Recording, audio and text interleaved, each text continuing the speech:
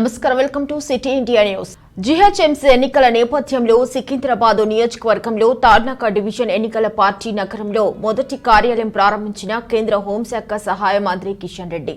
ఈ సందర్భంగా ఆయన మాట్లాడుతూ దుబ్బాక గెలిపే జీహెచ్ఎంసీ గెలుపుగా మారాలని సూచించారు। టీఆర్ఎస్ ప్రభుత్వం ఆధారబాధరుగా ఎన్నికలకు వెళ్తుందని, సరైన ఓట్లు కల్పించకుండా ఓటర్ లిస్టు సర్వే చేయకుండా ఎన్నికలకు వెళ్లటం ఎంతవరకు కరెక్ట్ అని ప్రశ్నించారు। బీజేపీకి ఓటు వేస్తేనే భవిష్యత్తు బాగుంటుందని సూచించారు।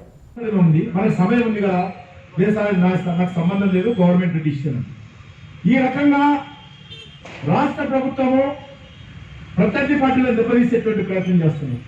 ముఖ్యంగా ఎన్నికల్లో ఒకటే నినాదం, గత 2015 ఎన్నికల్లో టీఆర్ఎస్ పార్టీ ఒకే ఒక నినాదం మీద అధికారంలోకి వచ్చింది జీహెచ్ఎంసీలో। ఆ రోజు ప్రతి బస్తీలో, ప్రతి పేదవాడి ఇంటికెళ్ళి, ప్రతి ఉద్యోగస్తుడి ఇంటికెళ్ళి, ప్రతి కార్మికుడి ఇంటికెళ్ళి, ప్రతి మధ్యతరగతి ఇంటికెళ్ళి, ప్రతి బస్తీలో వెళ్ళి ఏం చెప్పారు? టీఆర్ఎస్ పార్టీకి జీహెచ్ఎంసీలో మేయర్ స్థానంలో కూర్చుని పెడితే మేము డబల్ బెడ్రూమ్ ఇస్తామని చెప్పారు। ప్రధానమైనటువంటి ఎజెండా ఒకటే ఉండేది। ఈరోజు హైదరాబాద్ ప్రజలుగా మనమంతా ఈరోజు ముఖ్యమంత్రి గారిని అడగాల, ముఖ్యమంత్రి కుమారుని అడగాల, ఈ తండ్రి కొడుకుని అడగాల, ఈ తండ్రి కొడుకుల ప్రభుత్వాన్ని అడగాల, అయ్యా 5 సంవత్సరాలు అయిపోయింది కదా, ఎంతమందికి ఇల్లు ఇచ్చావు, ఎంతమందికి ఇల్లు ఇచ్చావు? ఈరోజు లెక్కనిస్తే మొత్తము 1000 ఇళ్ళు కూడా ఇవ్వలేదు। కేపీహెచ్పీ కాలనీలో వేడెక్కిన ఎన్నికల హడావుడి। వసంత్ నగర్ కాలనీ వాసులతో ఆత్మీయ సమ్మేళనంలో పాల్గొన్న కార్పొరేటర్ శ్రీనివాసరావు। గత ఎన్నికల్లో టీడీపీ నుంచి నెగ్గిన కార్పొరేటర్ మందడి శ్రీనివాసరావు ఇప్పుడు తెరాస తరపున భారీ మెజార్టీతో గెలుస్తానని వెల్లడి। ప్రచారంలో భాగంగా ఇవాళ వసంత నగర్లో సీనియర్ సిటిజన్ తోటి, వసంత నగర్ కాలనీ రెసిడెంట్స్ అందరితోటి ఆత్మీయ సమావేశం ఏర్పాటు। అందరూ కూడా టీఆర్ఎస్ పార్టీ చేసే అభివృద్ధి పట్ల, టీఆర్ఎస్ పార్టీ చేసే కార్యక్రమాల పట్ల ఆకర్షితులై ఉన్నారు। డెఫినెట్గా జీహెచ్ఎంసీ ఎలక్షన్స్లో 110 సీట్లు రావటం గ్యారెంటీ। అందరూ కూడా నీరాజనం పట్టే పరిస్థితి, అభివృద్ధి వైపు జనం ఉన్నారు, టీఆర్ఎస్ పార్టీకి గొడుగు పడుతున్నారు। అంటే ఇంతకుముందు వచ్చిన మెజార్టీ కంటే అంటే ఏ స్థాయిలో వస్తుంది అనుకుంటున్నారు? ఇంతకుముందు మీ ఈ హైదరాబాద్ నగరంలోనే కేపీహెచ్బీ కాలనీలో అత్యంత భారీ మెజార్టీ వచ్చే అవకాశం ఉంది। అందరికన్నా హైదరాబాద్ నగరంలో వచ్చిన కార్పొరేటర్లు అందరికన్నా ఇక్కడ మెజార్టీ ఎక్కువ వస్తుంది 100%।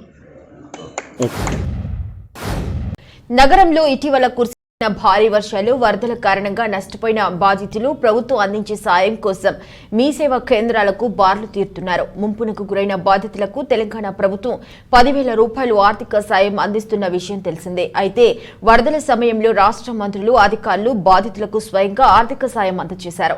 కాగా కొన్ని చోట్ల సాయం అందటం లేదని, ప్రజాప్రతినిధులు ప్రభుత్వ సొమ్మును కొందరికి మాత్రమే అందజేశారని బాధితులు ఆందోళనకు దిగారు।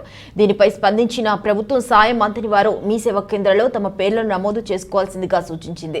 మీ సేవా కేంద్రాల వద్ద జనజాతర మంగళవారం ఉదయం నుంచి సాయంత్రం వరకు వేచి ఉన్న బాధితులు బుధవారం సైతం మీ సేవా కేంద్రాలకు భారీగా తరలివచ్చారు। చలిని సైతం లెక్క చేయకుండా తెల్లవారుజామున 4 గంటల నుంచి బార్లు తీరారు। నగరంలోని పలు ప్రాంతాల్లోనూ ఇదే పరిస్థితి కనిపిస్తుంది। మీ సేవా కేంద్రంలో తమ పేర్లు నమోదు చేసుకున్న మరుసటి రోజునే నగదు వారి ఖాతాలో జమ అవుతుందన్న సమాచారంతో బాధితులు పెద్ద సంఖ్యలో బార్లు తీరుతున్నారు। డిసెంబర్ 1న జీహెచ్ఎంసీ ఎన్నికలు కూడా ఉండటంతో ఖచ్చితంగా వరద సాయం అందుతుందని బాధితులు ఆశతో ఉన్నారు। మరోవైపు కోవిడ్ నిబంధనలు మాత్రం గాలిలో కలిసిపోయాయి।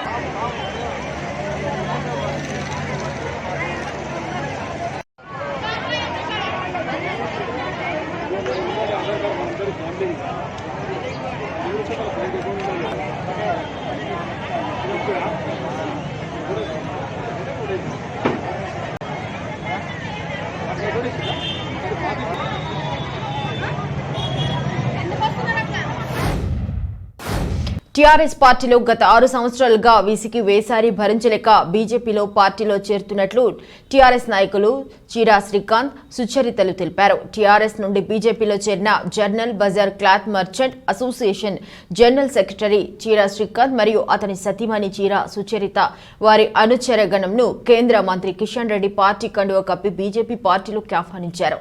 ఈ జీహెచ్ఎంసీ ఎన్నికల్లో గ్రేటర్తో పాటు సనత్ నగర్, రామ్ గోపాల్పేట్ డివిజన్ గడ్డపైన కూడా బీజేపీ పార్టీ విజయ దుందువి మోగిస్తోందని ఆశాభావాన్ని వ్యక్తం చేశారు కిషన్ రెడ్డి. కేసీఆర్ నిరంకుశ పాలనకు దుబ్బాక ప్రజలు బుద్ధి చెప్పిన తీరు చూస్తే గ్రేటర్ హైదరాబాద్ మున్సిపల్ ఎన్నికల్లో కూడా ప్రజలు బుద్ధి చెప్పి మార్పు దిశగా ప్రజలు సహకరించాలని కోరారు.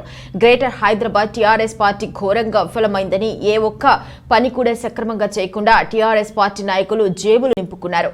బీజేపీ నాయకులు విమర్శించారు.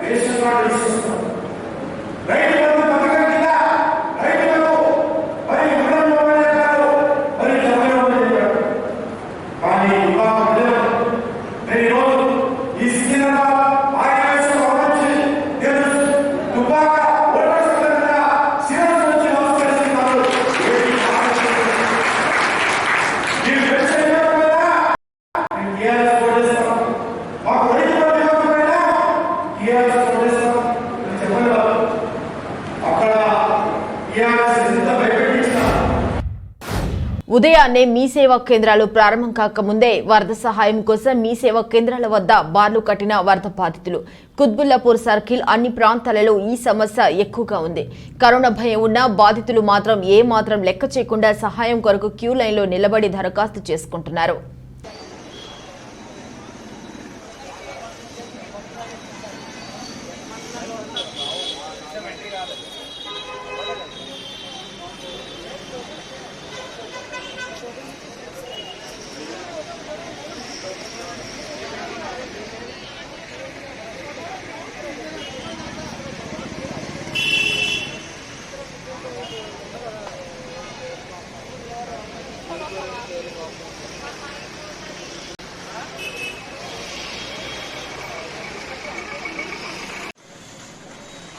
చెప్పు 4:30 అండి. 4:30కి వచ్చాం.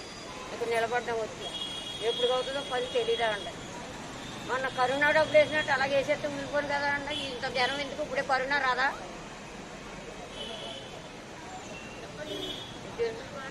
ఇంకేం మాట్లాడాలని ఎలాగే దోసుకుంటున్నారు జనాలు అందరూ వచ్చి. 4:30కి వచ్చి నిలబడి కళ్ళు తిరిగి పడిపోవటం మనుషులు. ఏం పాపం చేశాయవి? మూగ జీవాలుగా వానరాలుగా పుట్టడమే వాటి శాపమా? వాటికి కనుక నోరుంటే చంపకండని ప్రాధాయపడవేమో.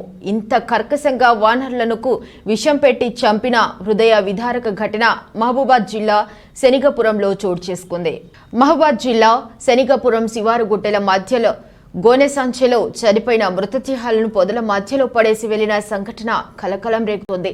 ఒకటి కాదు, రెండు కాదు, సుమారు 50 నుంచి 60 కోతులు చనిపోయి కుప్పలుగా పడి ఉండటంతో ఊళ్ళో పొలం పనులకు వెళ్లే వారికి వాసన రావడంతో చూడక ఒక్కసారిగా వారికి వానరాల మృతదేహాలు కుప్పలుగా పడి ఉండటం చూసి షాక్కు గురయ్యారు.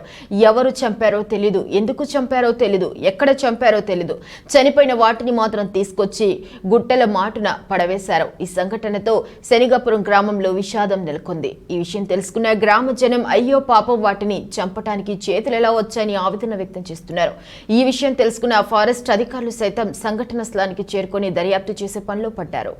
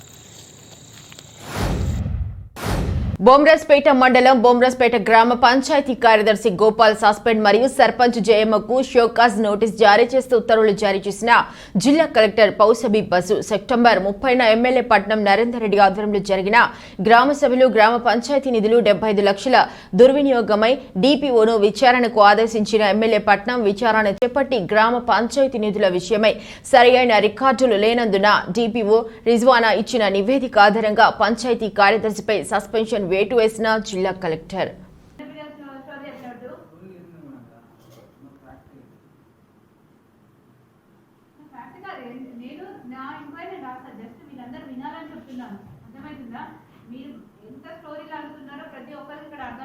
తెలియకుండా కళ్ళు మూసుకొని 4 లక్షలు కొట్టండి చెక్కు అని మీరు చెప్పే ఆ రైట్స్ లేవు. అతను కొట్టాడు, ఇతను కూడా పేపర్ మీద రాసిన ఇద్దరికి అవసరం లేదు. వాళ్ళంటే వాళ్ళేదో మనం చెప్పి వాళ్ళు చేస్తారు. నేను చెక్ కొట్టాల్సిన మాకేమన్నా ఆయన పని చేసుకొని తీసుకుని వస్తుంది అని చెప్పేది నాకు కలవడం కావడం ఆయన పని చేసిందని అయితేనే చెప్తేనే సార్ చెప్తేనే ఒక కుట్టం లేదు. నాకైతే మీరేం చూడరా, మీ రెస్పాన్సిబిలిటీ లేదా అందులో? నేను చూసా మేడం, ఈ వరకు నేను చెప్తా దీనికి ఇంత కాదు తక్కువైందని చెప్తా. నీకేం తెలుసు సార్ చెప్పినాం కదా ఇట్లా కానీ నేనే చేస్తున్నాను. ఇప్పుడు నాకైనా పైసలు మీరేం చేస్తారంటే మీరెందుకు ఉండడము, అది సర్పంచ్ చేసుకోవచ్చు కదా. సర్పంచ్ పని చేస్తాడు, సర్పంచ్ చెక్కులు జనరేట్ చేసుకుంటాడు. మరి మీరు ఎందుకు ఒక పోస్ట్కి 15,000 సాలరీ ఎందుకు ఇవ్వడము? మిమ్మల్ని ఎందుకు మరి పని ఎగ్జిక్యూట్ అయిందా లేదా ఫీల్డ్లో చూడడం? యాదాద్రి భువనగిరి జిల్లా తుర్కపల్లి వాసలమర్రి నుంచి ముఖ్యమంత్రి దత్తత గ్రామానికి 13 బస్సులలో 400 మంది గ్రామస్తులను క్షేత్రంగా సందర్శించడానికి ఆంకాపూర్ గ్రామానికి తీసుకెళ్లిన జిల్లా అధికారులు.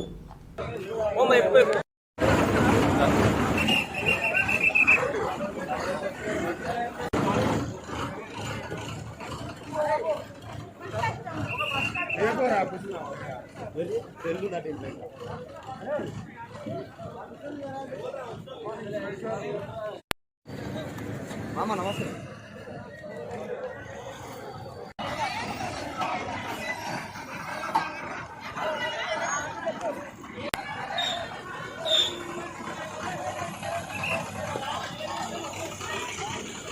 మన ఫోటోగ్రాఫరా ప్రెస్ ఒకసారి ఎక్కడ నెక్కి మొత్తం బస్సులు వచ్చే విధంగా